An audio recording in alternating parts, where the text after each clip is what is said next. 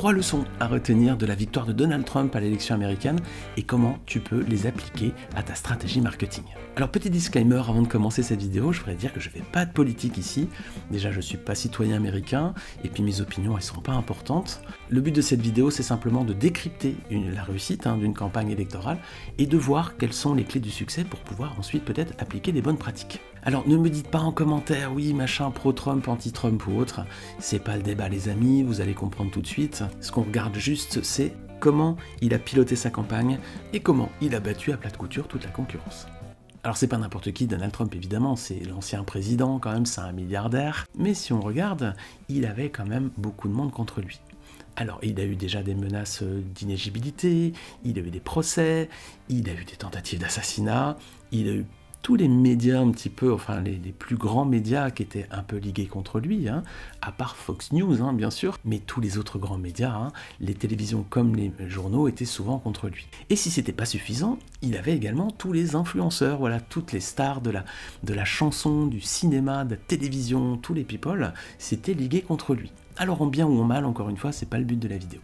Mais simplement ce qu'on décrypte ici, c'est qu'on a une personne qui a déjà bien sûr une certaine notoriété, mais en face de lui, il a tous les médias qui sont contre lui, il a toutes les célébrités qui sont contre lui, et tous les jours, on dit qu'il est dangereux, etc., etc. Donc, au départ, toutes les conditions sont quand même réunies pour qu'il se fasse démolir. Mais le retournement de situation, c'est qu'il a gagné. Et pas une petite victoire, les amis, c'est quand même incontestable. Si on regarde le nombre de grands électeurs, il a eu plus de 300, Kamala Harris en a à peu près 220. Si on retire les plus de 50 grands électeurs de la Californie et la vingtaine de l'État de New York, finalement, il reste pas tant que ça au final. Donc c'est une vraie victoire, elle est incontestable pour le clan Trump. Alors comment il a bâti sa victoire finalement? Parce qu'il avait un peu tout le monde contre lui, il avait le poids de l'opinion publique, les médias et tout le monde, et il a quand même réussi à les exploser.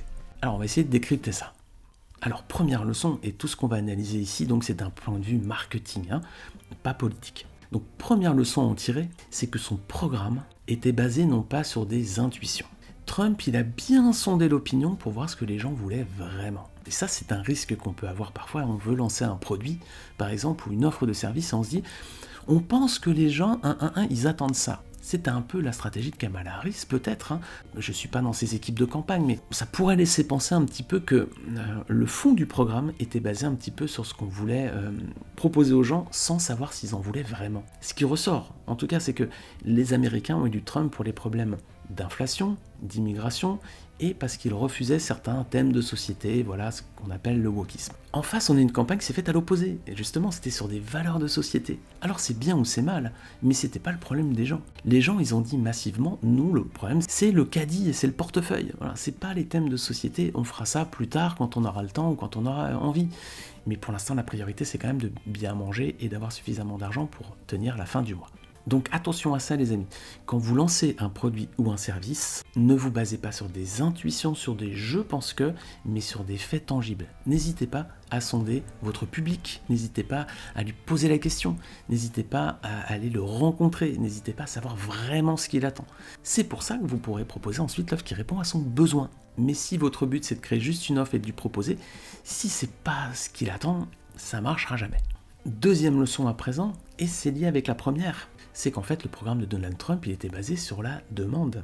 Il a tout d'abord regardé les préoccupations des gens, les préoccupations exprimées, et ensuite il a bâti son programme dessus.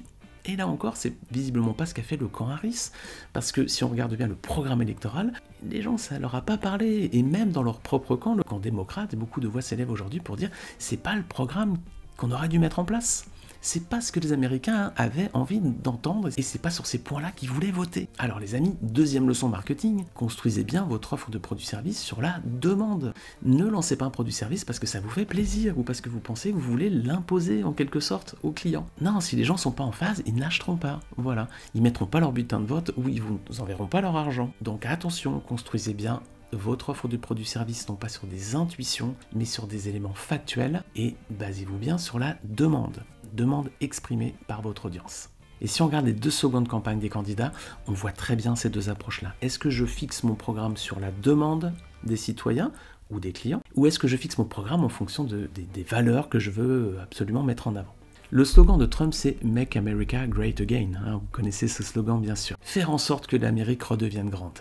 Et c'était ça, vraiment le souhait, le désir des électeurs de Trump. C'est de dire, on veut redevenir une grande puissance, on veut redevenir une nation riche, on veut retrouver du pouvoir d'achat, on veut retrouver la vie comme avant, où il y avait du travail, où il y avait moins de difficultés, où il y avait peut-être même des valeurs de famille. Ça, c'était le discours que les gens avaient envie d'entendre. Alors Trump, hop, il a repris ces valeurs-là et il a greffé ça autour d'un slogan, Make America Great Again, faire que l'Amérique redevienne forte, c'est ça que les gens attendaient. Le slogan de Kamala Harris, il est à l'opposé.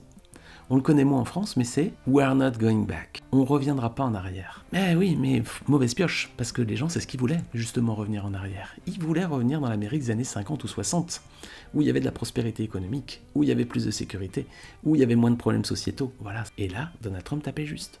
Mais le slogan démocrate, c'est « We're not going back ». On ne revient pas en arrière, on ne va pas revenir en arrière. Donc ça veut dire que la société où elle en est aujourd'hui, elle vous plaît pas, vous voulez revenir comme avant? Non, on va continuer dans un sens qui ne vous plaît pas. Vous avez compris le truc? Donc là encore, en stratégie marketing, il faut savoir écouter son audience et son public. Il faut savoir écouter les gens pour pouvoir justement adapter le discours en fonction des attentes et pas en fonction de ce que nous on a envie de proposer. Parce que dans la démocratie comme dans l'économie de marché, il y a bien une confrontation entre une offre et une demande. Si les deux sont pas liés, eh bien ce sera de toute façon un échec cuisant. C'est ce qui s'est passé à la présidentielle américaine et c'est ce qui pourrait se passer pour notre entreprise si on adoptait un peu cette même stratégie d'autruche. Troisième leçon qu'on peut retenir de cette campagne électorale, c'est le poids limité, très limité de l'influence. Derrière Kamala Harris, il y avait toutes les plus belles stars américaines. Il y avait Taylor Swift, Beyoncé, Harrison Ford, Bruce Springsteen. On pourrait se dire un candidat qui réussit à fédérer toutes ces personnalités avec leurs millions de followers et le poids qu'elles ont dans l'opinion, mais c'est pari gagné à tous les coups, quoi. Et non. Et là, c'est l'une des révélations aussi de ce scrutin-là, c'est que finalement, toutes ces stars, elles n'ont pas trouvé écho dans l'opinion. Donald Trump, de son côté, il avait beaucoup moins de célébrités, alors il en avait quelques-unes quand même. Elon Musk.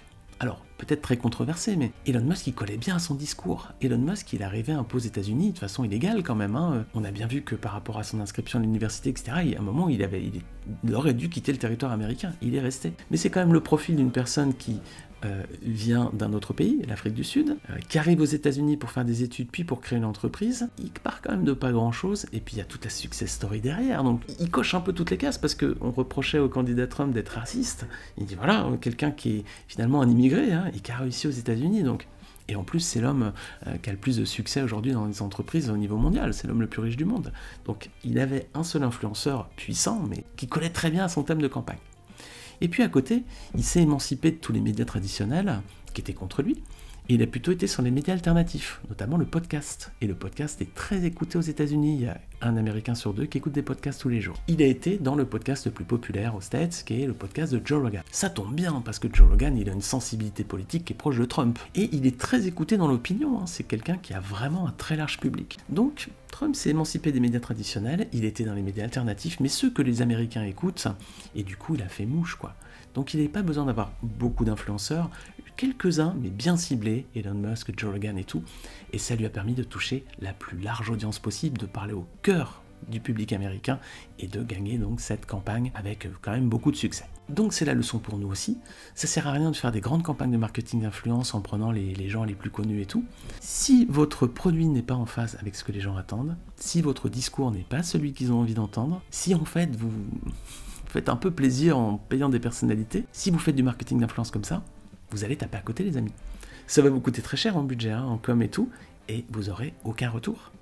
Et ça veut dire une chose, c'est que le marketing d'influence fonctionne à partir du moment où vous ciblez bons influenceurs, vous faites passer le bon message sur les bons canaux. Plutôt que d'additionner Beyoncé, toutes les stars, etc., Taylor Swift et autres, il vaut mieux prendre l'influenceur qui est pile dans la cible, Joe Rogan, qui va faire passer le bon message, voilà le discours qui était fidèle au programme de Donald Trump, sur le bon canal, le canal podcast, donc que les Américains écoutent. Et ça, on le voit, c'est ce qui a permis notamment aux candidats républicains de mettre tout le monde à plat sur ce scrutin. Alors les amis, résumé de ce décryptage. Quelles leçons on peut en tirer donc pour nos stratégies marketing ? Premièrement, ne construisons pas notre offre de produits-services sur des intuitions. Il faut absolument savoir ce que les gens veulent, vraiment. Quelles sont leurs attentes, quels sont leurs besoins. Si je suis un coach sportif, par exemple, je ne peux pas proposer mon offre de coaching en disant « Voilà, je pense que les gens, ils ont mal ici et je vais leur proposer un programme pour ça. » Non, les gens, ils ont pas mal là, ils ont mal là. Donc, on taperait complètement à côté. attention aux intuitions. Deuxième leçon, basons-nous sur la demande. Voilà, vraiment, ce que les gens expriment. Et c'est ici que je veux travailler. D'accord, donc je perds pas mon temps à les faire travailler là. Voilà. Pas d'intuition, du concret, et on se cale sur la demande. Et troisièmement, attention à nos canaux de communication. Ne pas faire du marketing d'influence parce que c'est joli, il y a des paillettes et on se dit ouais, ça va être super puissant. Non, non, non. La communication, ça restera toujours faire passer le bon message aux bonnes personnes via les bons canaux. Et le podcast de Joe Rogan a été beaucoup plus efficace que les meetings avec les stars de la chanson. Alors on peut pas tous se payer des campagnes d'influence et c'est pas toujours adapté non plus. Mais simplement ce qu'il faut retenir, c'est quand on veut toucher vraiment efficacement les personnes, il faut aller sur les bons canaux de communication. Est-ce que c'est ta pub Facebook ? Ou alors plutôt de la pub Instagram? Est-ce que c'est plutôt une vidéo YouTube? Est-ce que c'est du marketing d'influence? Voilà, quels que soient les canaux, ça peut être de l'email, ça peut être plein de choses. Le plus important, c'est celui qui est adapté à votre audience. Et ne dépensez pas des budgets extraordinaires parce que vous avez l'impression que c'est incroyable et que vous allez arroser la terre entière. Si on communique à grande échelle une offre qui ne correspond pas aux attentes des gens, ça restera qu'un flop. Voilà les amis, ce décryptage un peu simple peut-être de la campagne américaine. Ne marcelez pas de commentaires pour me dire voilà ton analyse, etc. Simplement, dites-moi si vous êtes d'accord avec moi sur les principes marketing, c'est ça qui est le plus important. Je ne fais pas de politique et mon analyse n'est pas celle d'un expert de la politique américaine. J'ai juste repris les éléments qui ressortent de ce scrutin pour retenir des bonnes leçons, des bonnes pratiques et puis aussi sortir des pièges à éviter. Si cette vidéo vous a plu, si elle vous a été utile, eh bien laissez un pouce bleu et puis dites-le moi en commentaire. Et moi je vous retrouve très vite pour une nouvelle vidéo. En attendant, vous pouvez regarder celle-ci ou celle-ci et vous abonner à la chaîne. A bientôt, ciao ciao.